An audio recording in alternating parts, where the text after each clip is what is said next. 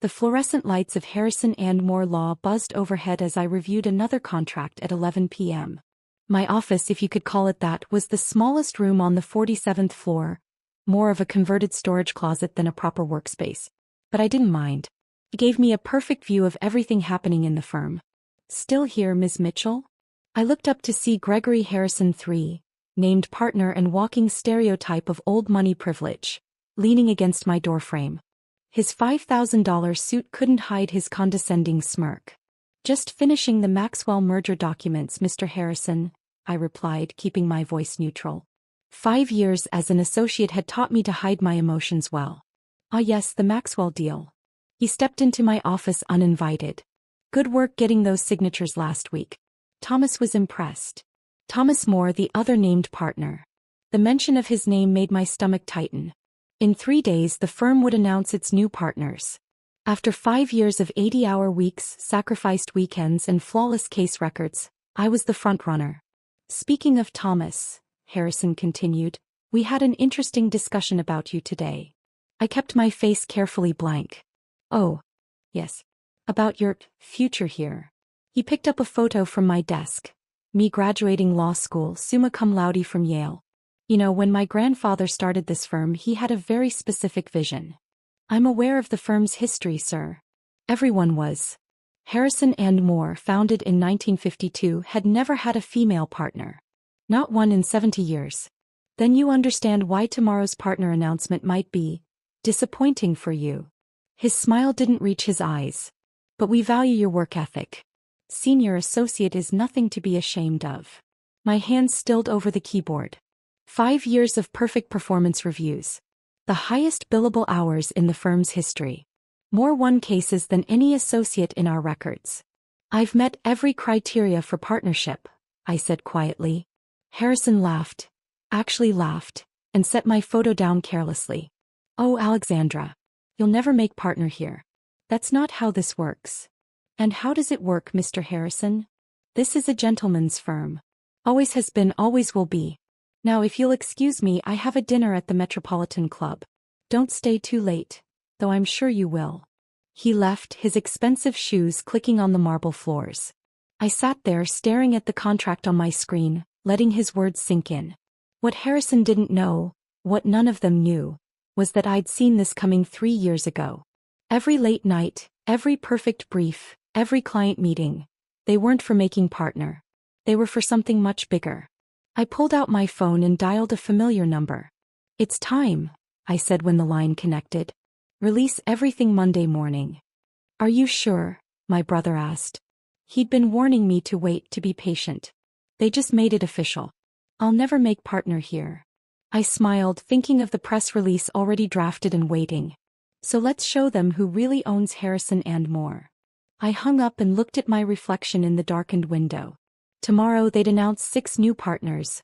All men, all from the right families, all mediocre lawyers who'd never worked a weekend in their lives. But Monday would be different. Because what no one at Harrison and Moore knew was that over the last 3 years, I'd been quietly buying up the firm's debt through a series of shell companies. Their real estate leases, their equipment contracts, their credit lines, everything. The prestigious firm that would never make me partner now belonged to me. I gathered my things, turned off my laptop and headed for the elevator. As it descended, I thought about Harrison's words. That's not how this works. He was right. This wasn't how it worked. This was going to work much better. Saturday morning found me in my real office. Not the storage closet at Harrison and Moore, but the top floor of a sleek building in Brooklyn. Here, surrounded by floor-to-ceiling windows and modern furniture, I ran my actual business, Mitchell Financial Holdings. "The final numbers are in," my brother James said, sliding a folder across my desk. As my CFO, he'd orchestrated the financial side of my plan. "We now control 94% of their debt instruments." I opened the folder, reviewing the detailed breakdown. 3 years of careful planning laid out in spreadsheets and contracts. "Show me the timeline again." James pulled up a digital presentation. Year 1. Acquired 40% of their real estate debt through Shell Company A. Total investment, $89.4 million. Leverage, their main office building and 3 satellite locations. Year 2. Purchased 35% of their equipment leases and credit lines through Shell Company B. Total investment, $45.7 million. Leverage, all technology infrastructure and operating capital. Year 3. Secured remaining 19% of outstanding debt through Shell Company C. Total investment, $67.2 million. Leverage, complete control of all major financial obligations. And they never connected the dots? I asked, though I already knew the answer. Not even close, James smiled. They were too busy looking down their noses at their last female associate to notice who was buying their debt. I stood up and walked to the window looking out over the city. Where's Harrison 3 right now? Playing golf at his country club. Same as every Saturday. Of course he was. While I'd worked endless weekends building this plan, Harrison and his fellow partners maintained their privileged routines. They thought they were untouchable. What about the employees? I asked. This part mattered most to me. All mapped out. James pulled up another document. We've identified every hardworking associate, paralegal, and staff member who's been overlooked. The ones who actually keep that firm running. Complete compensation packages ready for each of them. I nodded. And the partners? That's the best part, James grinned. Monday's revelation coincides perfectly with their annual partner buy-in payments. They're all leveraged to the teeth. When we call in the debt, they won't be able to cover it, I finished. Not without selling their summer homes and sports cars. My phone buzzed. A message from Sarah, my inside source in HR. The partner announcements had just been posted internally. 6 new partners, exactly as expected. All men, all from wealthy families, all mediocre lawyers. Send me the list, I told James. He pulled up their profiles. William Preston 3. Harvard Law, bottom 30% of his class. Theodore Banks. Yale Law, more golf tournaments than court appearances. Maxwell Wright. Stanford Law, hadn't written his own brief in 3 years. Jonathan Pierce. Columbia Law, hired through his father's connections. Alexander Cooper. Penn Law, spent more time at the club than the office. David Thompson. Harvard Law, 3 malpractice suits settled quietly. Combined billable hours last year? I asked. Less than yours alone, James confirmed. Their total contribution to the firm's revenue was 22% of what you brought in. I sat back down at my desk and opened my laptop. Time to review Monday's press release one final time. The document that would shake Harrison and Moore to its foundations. What about Thomas Moore? James asked quietly. I paused. Thomas Moore, the second named partner, was different from the others. He'd actually worked his way up. Built his reputation on skill rather than connections. But in the end, he had his chance, I said. He saw what was happening and chose to maintain the status quo. Show me the succession planning documents. James pulled them up. Over the past year, we'd carefully documented every instance of discrimination, every passed-over promotion, every inequitable decision. Not just for me, but for every employee who'd been denied opportunities because they didn't fit the Harrison and Moore vision. The press will have a field day, James noted. That's not why we're doing this, I reminded him. This isn't about revenge. It's about building something better. I spent the next few hours reviewing every detail of Monday's plan. 7 a.m. Press release announces Mitchell Financial Holdings acquisition. 8 a.m. New management team arrives. 9 a.m. All hands meeting. 10 a.m.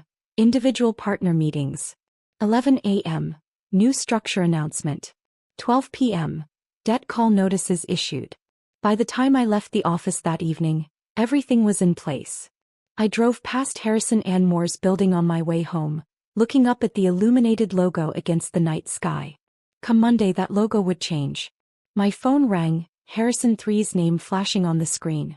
Probably calling to remind me about some urgent weekend work that he'd forgotten until his golf game ended. I let it go to voicemail. Let him wait until Monday. After all, I'd been waiting 5 years for this. Monday morning arrived crisp and clear. Perfect weather for a corporate takeover. I arrived at Harrison and Moore at 6:30 a.m., earlier than usual. The security guard, Mike, gave me his usual sympathetic smile. Morning, Ms. Mitchell. Heard about the partner announcements. Their loss. I smiled back. Thanks, Mike. Big changes coming today. About time, he muttered, buzzing me in. The 47th floor was still dark when I reached my office. I changed from my normal conservative suit into the outfit I'd brought specially for today. A perfectly tailored black Alexander McQueen power suit, Louboutin heels and my grandmother's pearls. The outfit cost more than 3 months of an associate's salary. Not that anyone here knew I could afford it. At 6:55 a.m. my phone buzzed. James's text, "It's live." I opened my laptop and watched as the press release hit every major financial news outlet simultaneously. Mitchell Financial Holdings acquires Harrison and Moore Law. Acquisition price, $847 million. Complete restructuring planned. New management team to take immediate control. First female CEO in firm's 70-year history. By 7:15 a.m. the first partners started arriving. I could hear their panicked voices from my office. This has to be a mistake. Who the hell is Mitchell Financial? Call Gregory immediately. At 7:30 a.m., Gregory Harrison III burst out of the elevator, face red, clutching his phone. He stormed straight to his office, walking past my open door without noticing me. I could hear him shouting into his phone. "What do you mean you can't stop it? I don't care what the contracts say. Find a way to block this." More partners arrived. The noise level rose. Phones rang constantly. Associates and paralegals huddled in corners, whispering and checking news sites on their phones. At 8:45 a.m., right on schedule, James arrived with our management team. 15 people in sharp suits carrying tablets and briefcases.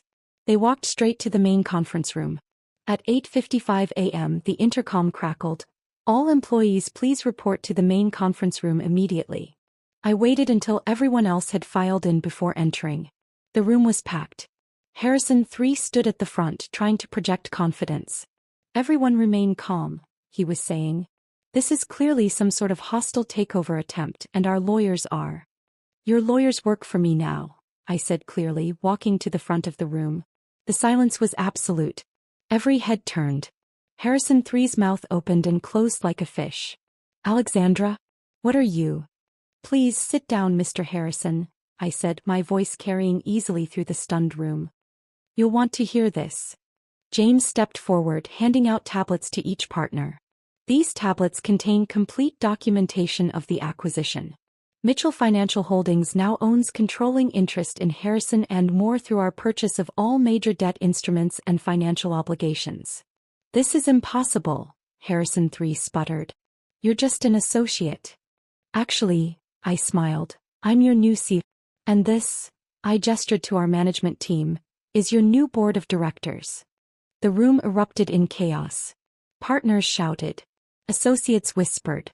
Support staff watched with growing smiles. "Quiet." My voice cut through the noise. "Let me explain exactly how we got here." I walked to the presentation screen and pulled up our first slide. A chart showing partner compensation versus revenue generation. For 70 years, this firm has operated on an outdated model of privilege over performance. The numbers don't lie. Last year I personally generated more revenue than all 6 new partners combined. Yet I was told explicitly that I would never make partner here. More slides followed. Discrimination statistics, overlooked promotions, evidence of systemic bias. "But this isn't about me," I continued. "This is about every brilliant lawyer, paralegal, and staff member who's been overlooked because they didn't fit your narrow vision of success." I nodded to James, who distributed more tablets. "Everyone except the current partners will find new employment contracts on these tablets. Your salaries have been adjusted to reflect your actual contributions. Those who've been underpaid will find significant increases. Those who've been coasting on family connections." I looked directly at the 6 new partners. "Will find their compensation appropriately reduced." Harrison III stood up, face purple. "You can't do this. My grandfather founded this firm." "Your grandfather founded it," I agreed. "And then you ran it into so much debt that a first-year associate with a good investment strategy could buy it out from under you. Would you like to see exactly how much debt?" James pulled up the financial slides. The partners' faces went pale as they saw the numbers. "As of 9 a.m. today, all partner profit-sharing agreements are terminated. Your buy-in payments are due in full by end of business today. For those who can't pay, I smiled. We've prepared generous severance packages. The next hour was controlled chaos. Some partners stormed out. Others sat shell-shocked, staring at the numbers. Associates and staff members reviewed their new contracts with growing excitement. Thomas More was the last partner to approach me. You planned this for years, he said quietly. Yes. Why didn't you come to me? I could have helped change things. You saw what was happening, I replied. You chose to maintain the status quo. He nodded slowly. For what it's worth. I'm sorry. By noon the transformation was complete. New signs were being installed. Harrison III's name was already off the door. The press had surrounded the building. I stood in my new office, the corner office that once belonged to Harrison, looking out over the city. James joined me. Well sis, he said, you did it. We did it, I corrected him. But this is just the beginning. My phone buzzed with a text from our PR team. Major law blogs picking up the story. They're calling it, the silent takeover. I smiled. Let them call it whatever they wanted. I had work to do. Because Harrison and More was about to become something it should have been 70 years ago. A law firm where success was based on merit, not privilege. Where brilliant minds weren't held back by outdated prejudices. Where the best lawyer in the room would make partner regardless of their gender or background. I sat down at my new desk and opened my laptop. Time to start building something better.